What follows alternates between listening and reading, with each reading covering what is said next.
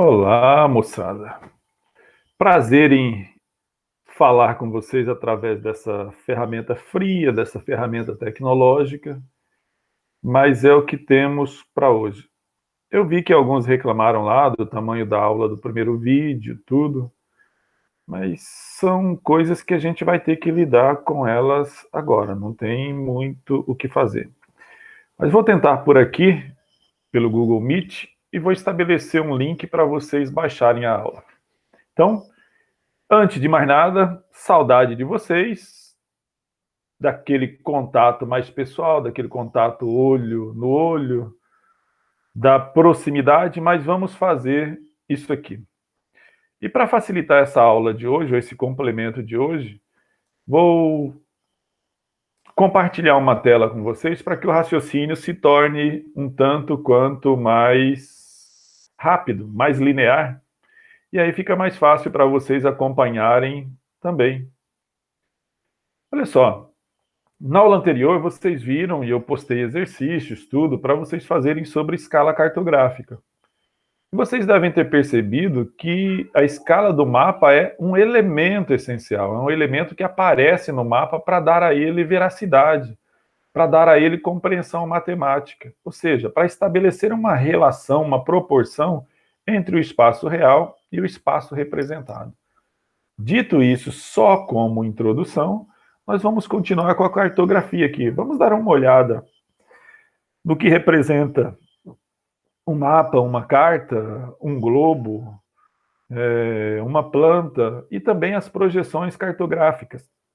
Assim, muito introdutório, mas para que vocês tenham uma ideia e não deixem esse conceito para trás.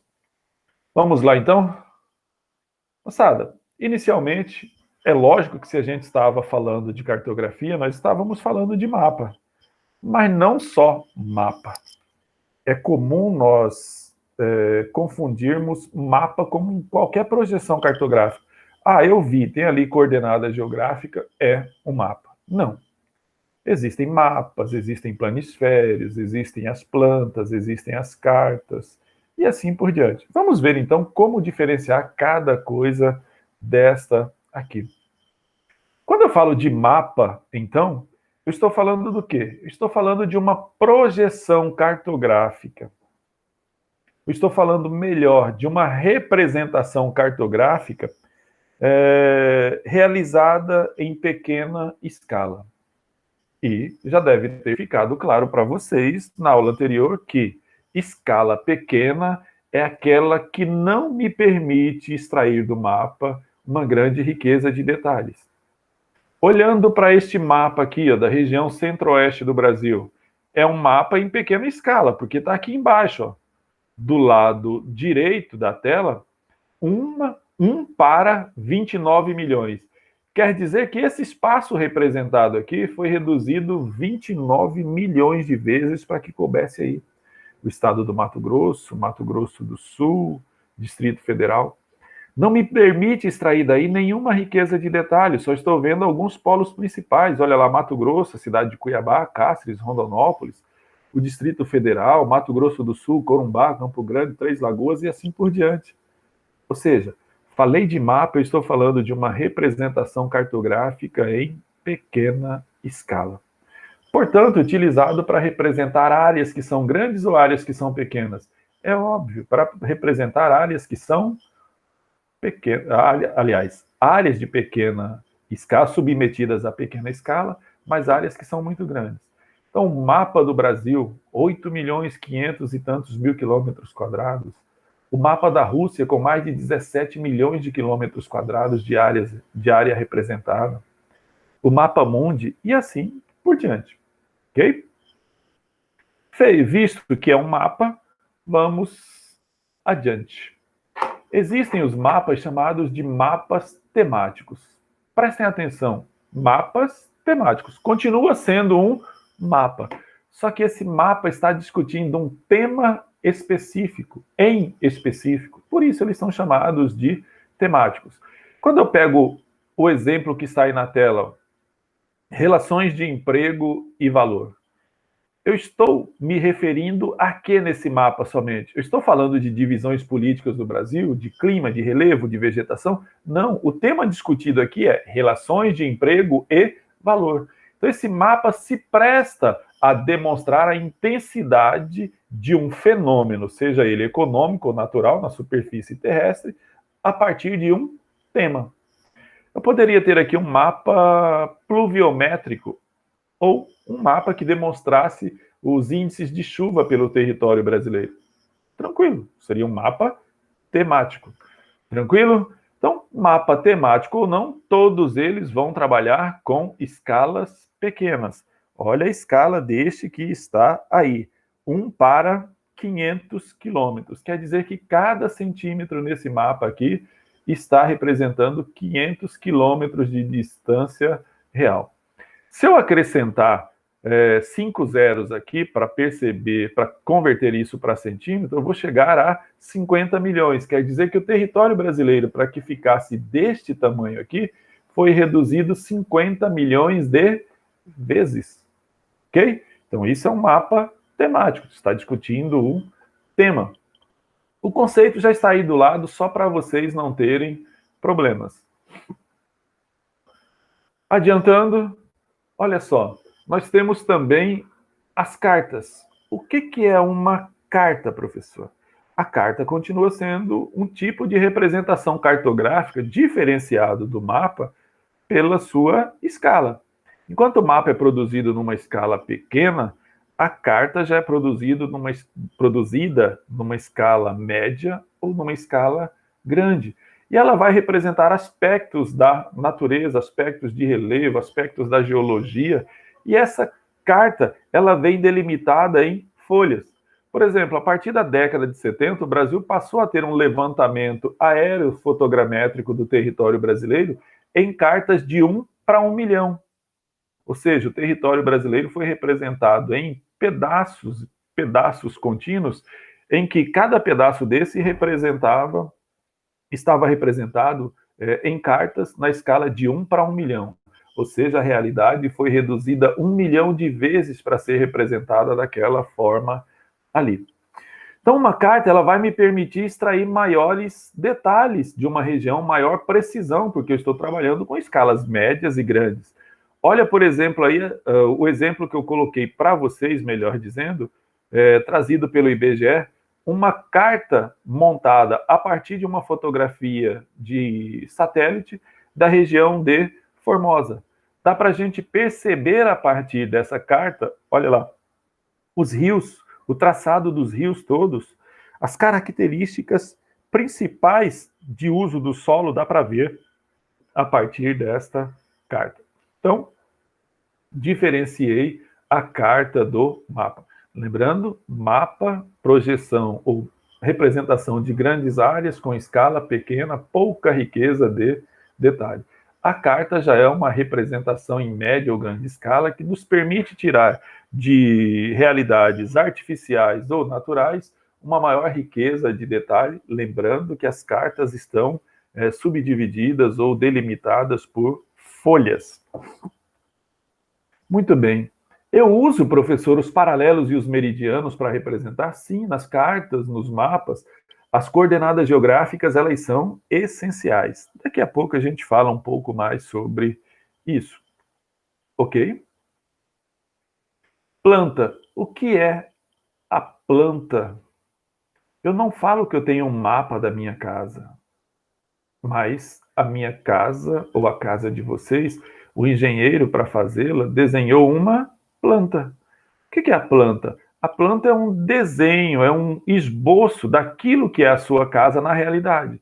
Então, quando o arquiteto, quando o engenheiro olha para uma planta, ele vai extrair daquelas medidas e da escala que está na planta uma distância. Essa que eu estou mostrando para vocês aí como exemplo, a escala é de 1 para 50 metros. Quer dizer que cada centímetro nesta planta representa 50 metros de distância. Então, a planta ela é uma representação assim meio que específica, ela é muito utilizada por profissionais como engenheiros civis, engenheiros sanitários, como arquitetos e assim por diante. Quem tem pai que é engenheiro civil, arquiteto, vai se lembrar que ele usa sempre um programa para representar chamado de AutoCAD. Tem uma grande capacidade de memória e ele parte de uma escala para representar uma realidade. Então, planta sempre é representada em escalas que são muito grandes. Geralmente, os engenheiros, os arquitetos trabalham com escala até 1 para 5 mil, mas muitas vezes essas escalas estão ali na faixa de 1 para 200. Tranquilo? Então, planta é uma representação cartográfica de áreas que não sofrem deformações. São áreas pequenas que não vão ser deformadas pela curvatura da Terra.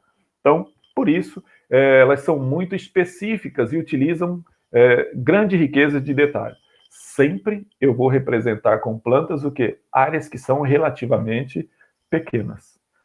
Ok, meu povo? Muito bem.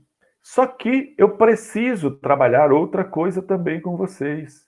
Coordenadas geográficas. Quem nunca fez aquele joguinho lá da batalha naval? Olha só, coordenadas geográficas pura. Quando eu falo de coordenadas geográficas, eu estou falando da interposição de paralelos e meridianos ou de linhas imaginárias traçadas sobre o globo terrestre. Então, quando eu tenho o cruzamento de um paralelo com um meridiano, eu tenho ali nesse ponto de cruzamento ou de interposição uma coordenada geográfica, representada por uma latitude e por uma longitude. Professor, o que é latitude? Eu me esqueci. Tudo bem, vamos lá. Latitude é a diferença em grau de qualquer ponto da Terra em relação à linha do Equador. Então, todas aquelas linhas imaginárias paralelas ao Equador variam do Equador até o Polo Norte em 90 graus, do Equador ao Polo Sul, mais outros 90 graus. Então, eu tenho no máximo 90 graus de latitude no hemisfério norte, 90 graus de latitude no hemisfério sul. E o ponto de partida é sempre a linha do Equador. São os paralelos que delimitam a latitude. Muito bem. Mas quando eu olho para o globo terrestre, eu vejo também as linhas traçadas na vertical, são os meridianos. E o meridiano principal, nós já sabemos, é o meridiano de Greenwich.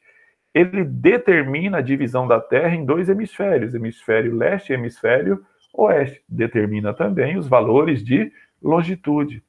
As longitudes variam de 0 grau no meridiano de Greenwich até o antimeridiano de Greenwich de 180 graus. Portanto, eu tenho 180 graus leste de longitude e 180 graus também oeste de longitude. Então, eu não posso dizer, por exemplo, que a minha localização geográfica tem um ponto de 70 graus de longitude. Eu preciso saber se essa longitude é leste ou oeste. Eu não posso dizer que a minha latitude é de 40 graus.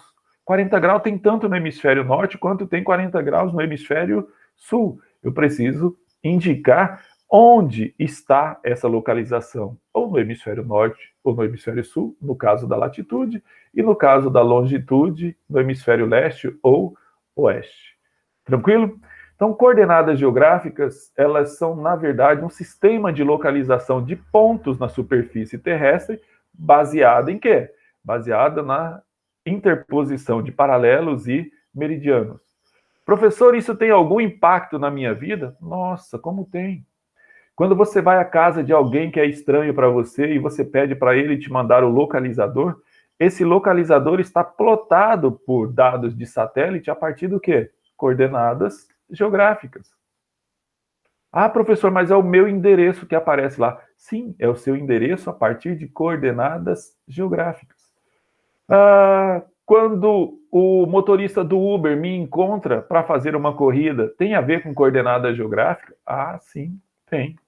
Nós estamos ficando tão viciados nesses aparelhos, nesses localizadores, que nos passam despercebidos dados das paisagens. Mas isso é um outro papo. Então, coordenada geográfica, resolvido. Vamos só ver aqui no mapa como eu faço isso. Projeções cartográficas vocês estão vendo aí, e eu já voltarei a elas. Então, olha só, está o planisfério aí, tem ponto A, B, C, D, ponto E. Professor, eu tenho como determinar a localização, as coordenadas geográficas de cada ponto? Opa, só tem. Olha o ponto A. Onde ele está aqui, ó? Ele está ao sul da linha do Equador. Então, a minha latitude vai ser sul. Olhando aqui, ó, ele está no paralelo de 20 graus sul. Qual a minha latitude? 20 graus de latitude sul. Qual que é o meridiano em que ele se encontra? É só eu perceber aqui, ó. O meridiano, essa linha aqui na vertical, ele está no meridiano de 60 graus. Mas 60 graus leste ou oeste, professor? Oeste, está à esquerda do meridiano de Greenwich. Olha o ponto B. O ponto B está passando sobre o meridiano de Greenwich. Se ele é o ponto zero da minha longitude, este ponto está situado na longitude de 0 grau. E a latitude, professor? A latitude está aqui, ó. Ele está ao sul do Equador, no paralelo de 40 graus. Então, o meu ponto B está localizado a 40 graus sul e 0 grau de longitude. Pronto, já localizei. O ponto C, olha onde ele está. Está aqui no paralelo de 20 graus de latitude sul e no meridiano de 90 graus de longitude leste. Por que leste, professor? Porque ele está localizado a oriente do meridiano de Greenwich, ou à direita do meridiano de Greenwich, se você preferir. O ponto D, olha só, o meu ponto D é interessantíssimo, é o centro do globo terrestre, está lá no Golfo de Benguela, na África. Que golfo é esse, professor? Esse golfo marca o ponto de 0 grau de latitude, 0 grau de longitude. Pronto, está aqui, ó. A interposição do paralelo do Equador com o meridiano de Greenwich. 0 grau de latitude. Leste ou oeste, professor? Norte ou sul? Aqui é o centro, não tem 0. Delimita o ponto de partida. Então não tem nem hemisfério leste, nem hemisfério oeste, nem norte, nem sul. E o ponto E está lá no hemisfério norte, e eu já prestei atenção também no hemisfério oeste. Portanto, qual é a localização dele? Olha lá, 40 graus de latitude norte, olha o paralelo, e quantos graus de longitude? 120 graus de longitude leste. Pronto, está feita a localização. Voltando então agora à projeção cartográfica. O que eu chamo de projeção cartográfica, professor? Vou começar com uma explicação para vocês. Olha só, o globo terrestre é aproximadamente uma circunferência. Aproximadamente. Por quê? Porque não é uma circunferência perfeita. A Terra é um geóide achatado nos polos e abaulado. É extrapolado no Equador. Então, esse formato da Terra, ele existe por causa de qual movimento? Do movimento de rotação da Terra, que cria uma força centrípeta e faz com que a matéria dos polos migre em direção ao Equador. Então, assim, enquanto os polos se achatam, o Equador vai se abaulando, vai se estendendo. Muito bem, professor. E daí? E daí que, para representar esse corpo celeste, este planeta, que tem uma forma levemente arredondada, mas não é um círculo perfeito, nós precisamos fazer uma transposição. Quando o cartógrafo vai realizar a representação das áreas do globo terrestre, ele precisa considerar que ele está representando algo que está numa superfície quase esférica, num plano. Ora, se eu tiro algo de uma coisa redonda para colocar numa superfície plana, isso vai provocar distorções, não tem jeito. Vou pegar um exemplo muito fácil aqui. Pegue uma laranja. A laranja é quase que esférica, é quase que um círculo. Você pega a laranja, corta em 4 partes e mantém elas interligadas ali embaixo. Quando você termina de tirar os gomos da laranja e sobra a casca, coloca a casca num plano e vê se as partes da casca da laranja elas estão integradas. Não, elas estão longe uma da outra. Por quê? Eu tirei de uma realidade esférica para jogar sobre uma superfície plana. A mesma coisa acontece com o globo terrestre. Ah, professor, entendi, mas E as projeções cartográficas? É aí que entra a projeção cartográfica. Para achar uma forma, um sistema de transpor aquilo que está na superfície esférica para o plano, provocando o mínimo de distorção. Então, projeções cartográficas não são nada mais que formas de representação da superfície esférica da Terra numa superfície plana. É uma metodologia de representação para minimizar as distorções ou para minimizar o problema de diferenças entre aquilo que estava no plano com aquilo que estava na forma circular para o plano. Ok? Olhando então para cá, nós vamos perceber, e os vestibulares, já que não tem como fugir de falar disso, né? O Enem trabalha, e os livros, as produções, com 3 tipos de escala. Então, eu vou guardar, a partir dessa aula de hoje, o que é uma escala? O que é uma projeção cilíndrica, uma projeção cônica e uma projeção azimutal. Vamos lá, então. Olhando para essas 3 figuras, uma projeção cilíndrica. Por que ela é chamada de cilíndrica? Porque, para representar assim, é como se o cartógrafo envolvesse o globo terrestre dentro de um cilindro de papel, com todas as coordenadas geográficas, com as linhas imaginárias, e a partir dele nós retirássemos a representação. Percebam que o único local em que esse cilindro imaginário vai tocar o globo terrestre seria aqui nas proximidades do Equador. Quanto mais nós nos distanciamos do Equador em direção ao Polo Norte ou em direção ao Polo Sul, vai ocorrer um afastamento desse cilindro da esfera da Terra.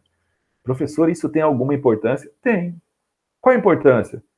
Que as regiões que estão entre os trópicos terão menor distorção e as regiões que estão próximas dos polos terão uma distorção de área muito grande. Então, isso eu já vou demonstrar para vocês. Então, essa projeção cilíndrica ela é mais indicada para quais regiões? Para as regiões que estão entre os trópicos de Câncer e os trópicos de Capricórnio. Mas ela é utilizadíssima para representar mapas mundi, como esse que vocês veem aqui embaixo. Então, em razão dessa distorção provocada do Equador em direção ao norte, olha o tamanho que aparece a Groenlândia aqui, ó. A Groenlândia aparece maior que o território brasileiro, quase maior que a América do Sul. Por quê? Ela foi distorcida, sua área foi ampliada exageradamente. Ok? Então aí nós temos um problema de distorção, mas é um tipo de projeção criada lá no século XVI por um grande navegador holandês, um cartógrafo holandês, melhor dizendo, chamado Gerhard Mercator. Então, esse tipo de representação ou de projeção foi muito utilizado durante o período das grandes navegações. Olha outra, projeção cônica. Por que cônica, professor? Porque essa projeção, ela é como se tivesse um cone sobre o globo terrestre e daí vai se retirar as linhas imaginárias para representar determinada região. Percebam, ó, o ponto onde o meridiano toca a superfície do globo terrestre está aqui, ó, perto dos trópicos, nas regiões de média latitude. Então, a partir desse ponto central em direção ao norte ou em direção ao sul, nós teremos distorções aí. E a projeção plana, azimutal ou polar, está aqui, ó. É como se nós colocássemos um plano de representação a partir dos polos. Olha o que isso vai fazer. Professor, eu já vi que a logomarca da ONU tem algo assim, professor. Sim. Utilizou-se esse tipo de projeção aqui para representar o ponto de partida da ONU nos Estados Unidos, abrangendo todas as outras áreas do globo terrestre. Então vamos ver cada um destes aqui, ou destas aqui, agora. Projeção cilíndrica ou de Mercator. Como vocês estão vendo aí, Mercator viveu entre 1512 e 1594. E esta projeção dele, ela é cilíndrica. Olha lá, por que ela é cilíndrica? É como se o papel envolvesse o globo terrestre a partir de um cilindro e, a partir daí, se transpõe todos os paralelos e meridianos para fazer a representação. Professor, se essa projeção cartográfica caísse numa prova de Enem, o que eu teria que saber? Eu teria que saber, basicamente, que ela é uma projeção cilíndrica e ela é uma projeção conforme. Espera aí, professor, conforme. Como que eu vou entender isso? Você vai entender o seguinte, que ela é uma projeção que está preocupada com o formato, com a forma dos continentes, e não com a equivalência das áreas, ok? Outra coisa que você precisa saber é que na projeção cilíndrica de Mercator, a partir do Equador em direção ao Polo Norte ou em direção ao Polo Sul, vão aumentar as distorções na representação. Ou seja, as áreas que estão próximas ao Polo Norte, ou as áreas de média latitude até o Polo Norte, as áreas de média latitude até o Polo Sul, vão ser representadas de forma exagerada. Ok? Professor, eu estou vendo aí também que tem grifado e negritado que ela é uma projeção de visão eurocêntrica. Por quê? Porque por ela representar melhor os dados que estão próximas à linha do Equador, as terras tropicais aparecem no seu tamanho original, enquanto as terras da Europa, da América do Norte, próximas ao Polo Norte, apresentam-se de forma exagerada, ou seja, coloca a Europa no centro. Então é aquela visão eurocêntrica, como se a Europa fosse o centro do mundo. Ok? Mas tem uma contraposição aqui. Toda a projeção cartográfica, toda a produção cartográfica, seja ela uma projeção, seja ela uma representação cartográfica, tem uma intenção política, né? No século XVI, quem era o centro econômico do mundo? Era a Europa. Então, nada mais que normal do que esta projeção cilíndrica colocar a Europa no centro de tudo. Simples assim. Aqui eu estou deixando uma questãozinha para vocês resolverem, falando exatamente da projeção de Mercator. Isso é com vocês. Mais uma questãozinha. E aqui nós chegamos a uma outra projeção cilíndrica. Só que essa projeção cilíndrica é de Peters, ou de Peters. Arno Peters, ou Arno Peters, foi projetar isso aqui durante o período da Guerra Fria. Então, durante o período da Guerra Fria, nós tínhamos aquele comprometimento ideológico, né? Então, essa projeção de Peters, ela é cilíndrica, eu já sei o que isso representa, mas ela é uma projeção que não é conforme, ou seja, ela não está preocupada com as formas, ela está preocupada com a equivalência do território na representação. Então percebam que aqui no mapa mundi de Peters, olha só, a América do Sul está alongada. O mapa da África está esticado. Por que isso, professor? Porque ele está preocupado em representar a equivalência entre as massas continentais. Ele não está preocupado em representar o formato, a forma correta. Então, ela não é uma projeção conforme, ela é uma projeção equivalente. Ela representa de forma equivalente as massas continentais e não as formas. Compreendido?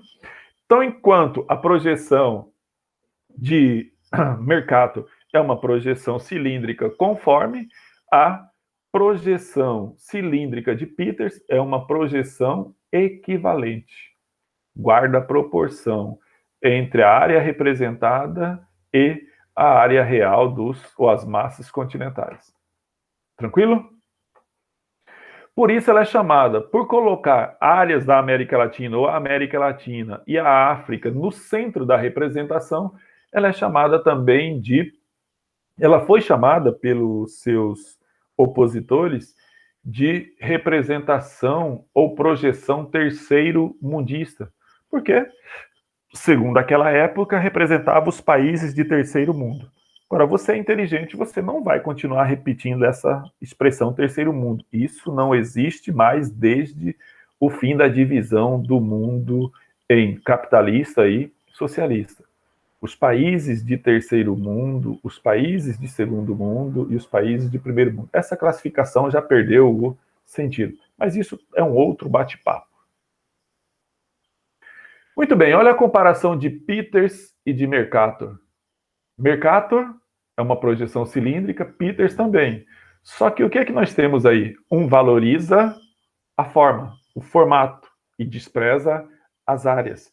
Então aí nós temos a projeção de Mercator, projeção cilíndrica conforme de Mercator. E a de Peters? É a projeção cilíndrica, mas ele despreza as formas e valoriza a área. Por isso é uma projeção cilíndrica equivalente. Ok. Adiante. Pessoal, tem um tipo de projeção também chamada de pseudocilíndrica. Por que pseudocilíndrica? Porque, segundo alguns, ela é uma falsa projeção cilíndrica. Então, e ela foi elaborada pelo geógrafo Arthur Robinson, e daí ela é chamada de projeção afilática de Robinson. Vamos entender o que é isso. Olha lá. Quando eu olho para a representação, o planisfério que está aí na sua tela, eu estou percebendo que os paralelos estão em linhas retas, enquanto os meridianos, a partir do meridiano de Greenwich, eles estão apresentados na forma de semicírculos concêntricos ou arcos concêntricos.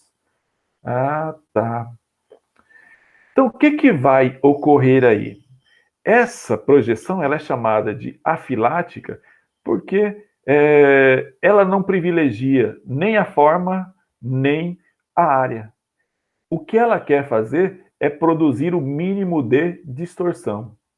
Então, ainda que ela seja chamada de projeção cilíndrica, ela é considerada assim porque Robinson desprezou ou não deu destaque nem para a área e nem para as formas. Assim sendo, ela é chamada assim, ela é tida como o melhor tipo de representação para as representações do globo terrestre. Planisfério de Robinson, vocês podem ver por aí. Quando vocês lerem, então, projeção afilática, vocês vão se ligar a quê? Despreza área e forma. Qual é a ideia central? Reduzir o máximo as distorções, ou seja, produzir o mínimo de deformação nas áreas e nas formas. Muito bem, dito isso, vamos adiante. Projeção cônica. Ah, professor, agora você colocou aí o globo envolvido por um cone e a representação que foi extraída daí. Beleza. Então, como que essa projeção lida?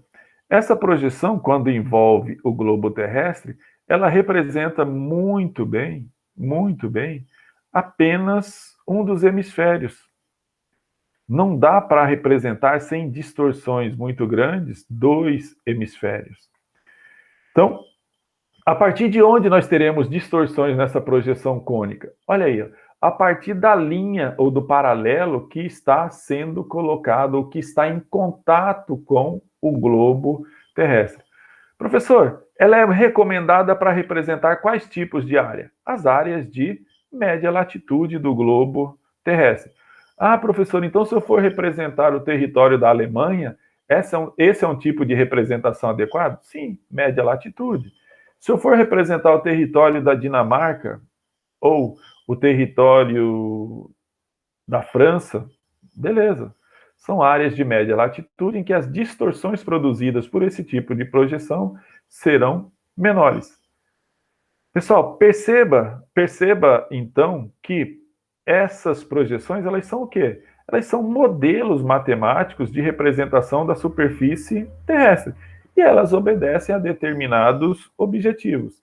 Se eu quero representar áreas do globo terrestre que estão em regiões de média latitude, a ideal é a projeção cônica. Se eu quero representar as áreas que estão entre o Trópico de Câncer e o de Capricórnio, as ideais são quais? As projeções cilíndricas. E assim sucessivamente. Elas têm também os seus critérios ou os seus interesses políticos? Também tem, já vimos. Tá aqui uma questãozinha para vocês resolverem também, para não deixar vocês assim muito à vontade, né? Porque eu sei que quando vocês ficam muito à vontade, o negócio não anda.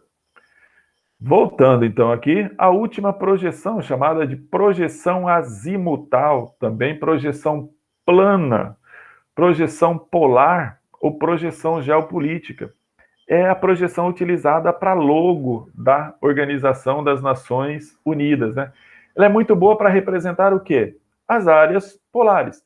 Percebam só que os paralelos são representados no formato de círculos, enquanto os meridianos partem desta porção central ou dessa posição em que a representação toca a área que vai ser representada no centro, irradiando para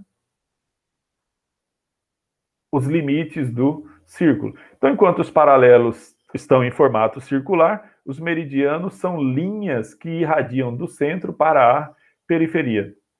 Muito utilizado, então, para representar quais regiões? As regiões que estão próximas ao polo. Daí, a projeção polar. Professor, mas eu posso representar, por exemplo, o território brasileiro a partir disso aí?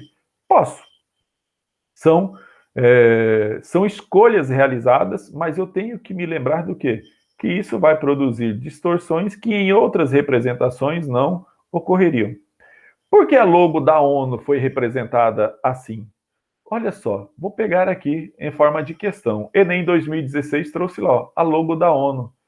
Olha só, professor. Então a ONU, o centro da projeção é como se o círculo tivesse sido colocado tocando a sede da ONU nos Estados Unidos. E a partir, ela irradia os seus comandos, as suas ideias por todo o globo terrestre. Alguns criticam esse tipo de logo aqui, dizendo que aí tem uma visão de dominação dos Estados Unidos ou dos países desenvolvidos em relação ao globo terrestre. Eu já disse, nenhuma representação cartográfica está isenta de ideologias ou de coisas do tipo. Ok? Então lá, o próprio Enem, em 2016, cobrou esse tipo de representação. Eu estou colocando aí para vocês resolverem o exercício, para vocês terem essas ideias. Muito bem. Aqui eu tenho algo interessante. Essa projeção, ela não está preocupada com forma, ela não está preocupada com a representação em si, com a plasticidade do que é representado. Ela está preocupada em representar o quê? A intensidade de um fenômeno. Vamos entender isso? Então, anamorfose. Quando vocês verem assim, um mapa de um continente todo estilizado, todo deformado, pode ser que se trate de uma anamorfose. Ou seja, a forma dos continentes, dos países, elas serão distorcidas para representar a equivalência do dado quantitativo. Olha essa representação que está aí para vocês. O aumento populacional do globo terrestre, ou de todos os países do globo terrestre, entre 2015 e 2050. Quem aparece grandão aí? Olha só. A África, a região oeste da África aparece grandona. A Ásia aparece grandona. O que quer dizer isso? Que o crescimento, o aumento populacional vai ser muito grande na Ásia, nos países subdesenvolvidos da África e da Ásia. Enquanto em outras regiões como a Europa, olha como a Europa parece pequenininha, os Estados Unidos foram tirados da proporção. Se eu fosse considerar as maiores populações do globo terrestre, quem deveria aparecer maior aí? A China, a Índia, deveria aparecer a Indonésia, o Brasil, os Estados Unidos, mas não, ele está falando do aumento da população entre 2015 e 2050, é uma projeção. E onde a população vai crescer mais? Nos países subdesenvolvidos do continente africano e do continente asiático. Ok? Então, a anamorfose é uma técnica de representação cartográfica preocupada não com as formas, mas se preocupa em representar os dados quantitativos. Quando você olha para a representação e vê o título da representação, você tem que abstrair visualmente dali qual é a intensidade do fenômeno que está representado. Meu povo, dito isso, olha só, os mapas, então, eles precisam ter um título, eles precisam ter uma escala, eles precisam ter legendas, eles precisam ter cores. Então, todos estes elementos, eles compõem o mapa. Mas só relembrando da aula anterior, um mapa que não tenha escala, ele não guarda a relação matemática entre aquilo que está sendo representado e a sua representação no mapa. Eu preciso extrair do mapa uma relação ou uma proporção entre a representação e o espaço real. Tranquilo? Isso devagarzinho para vocês. Olhando, então, para isso, nós chegamos aqui ao final deste assunto. Portanto, é necessário que vocês leiam, que vocês se atentem para esses fatos que nós discutimos aqui, para essas ideias, apesar de breves, que vocês também se desloquem para o capítulo 2 do seu livro e façam uma leitura maior. É óbvio que lá não tem todas as coisas que nós discutimos aqui. Então, nós estamos nos baseando, estou colocando dados para vocês, para que vocês possam, a partir dessas provocações que eu estou fazendo, ou que os outros professores fazem, vocês vão para o livro e vão produzir o conhecimento. Porque conhecimento não é só ouvir o professor falar, é também você ir lá resolver os seus exercícios, é você ir lá fazer a sua leitura de livro, para que você crie estruturas cognitivas para que este conteúdo, essa apreensão, não saia mais da sua forma de pensar. Vocês precisam fazer com que esse conteúdo sirvam para vocês como base para vocês raciocinarem as relações do dia a dia, as relações políticas, as relações sociais e tudo isso. Depois de ter tomado esse tempo de vocês, de ter sido um tempo muito prazeroso por esse reencontro, eu me despeço de vocês e até a próxima. Qualquer coisa, vocês sabem os canais por onde vocês podem nos encontrar.